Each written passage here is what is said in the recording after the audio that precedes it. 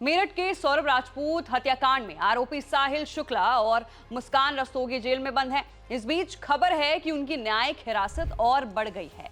दोनों को अभी 14 दिन और न्यायिक हिरासत में जेल में रहना होगा। उनकी अगली पेशी 15 अप्रैल को होगी। आज वीडियो कॉन्फ्रेंसिंग के जरिए मुस्कान साहिल की पेशी हुई थी। खास बात यह रही कि एक ही कमरे में वीडियो कॉन्फ्रेंसिंग के द्वारा यह पेशी हुई। ऐसे में करीब 2 हफ्ते बाद सौरभ के कातिल एक दूसरे से मिले। मेरठ जिला जेल प्रशासन के मुताबिक 14 दिन बाद साहिल शुक्ला और मुस्कान रस्तोगी एक दूसरे से मिले। उन्होंने एक दूसरे को देखा, लेकिन उनके बीच कोई बात नहीं हुई। लगभग 2 मिनट तक वो साथ भी रहे। इस दौरान दोनों भावुक नजर आ रहे थे। पेशी के बाद उन्हें अलग अलग बैरक में डाल दिया गया। बता दें कि मुस्कान और साहिल को जेल नियमों के तहत अलग अलग बैरकों में रखा है।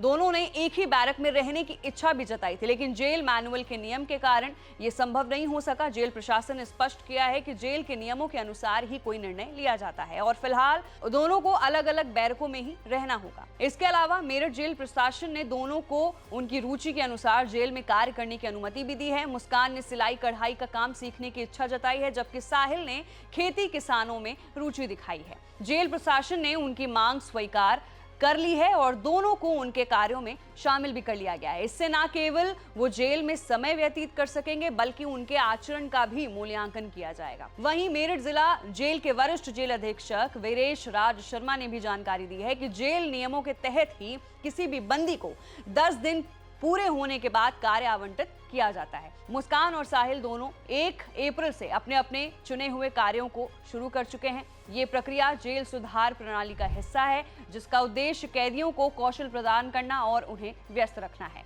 वहीं साहिल को खेती के काम में लगाया गया है, जिसे जेल नियमों के तहत नॉन स्किल्ड वर्कर माना जाता है। इसके बदले उसे प्रतिदिन 50 रुपए की मजदूरी मिलेगी। अगर वो खेती करने में असमर्थ रहता है तो उसे किसी अन्य कार्य में लगाया जाएगा। दूसरी ओर मुस्कान ने सिलाई कढ़ाई सीखने का विकल्प चुना है। चूंकि ये प्रशिक्षण कार्य की श्रेणी में आता है, इसलिए उसे इसके लिए कोई मजदूरी नहीं मिलेगी। हालांकि जब वो पूरी तरह से सिलाई कार्य में दक्ष हो जाएगी और वस्त्रों की सिलाई करने लगेगी, तब उसे वेतन देने की व्यवस्था की जा सकती है।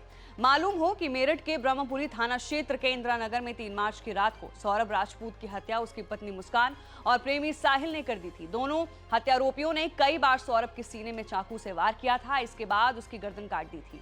फिर शव को ड्रम में भरकर डालकर ऊपर से सीमेंट का घोल भर दिया था। ये सब करने के बाद दोनों मौज मस्ती के लिए हिमाचल चले गए थे। लौटने पर जब मुस्कान ने परिजनों को पति की हत्या की बात बताई तो मामले का खुलासा हुआ। पुलिस के मुताबिक हत्या प्रेम प्रसंग में अंजाम दी गई थी। तो फिलहाल के लिए सौरभ हत्याकांड को लेकर ये बड़ा अपडेट सामने आया है।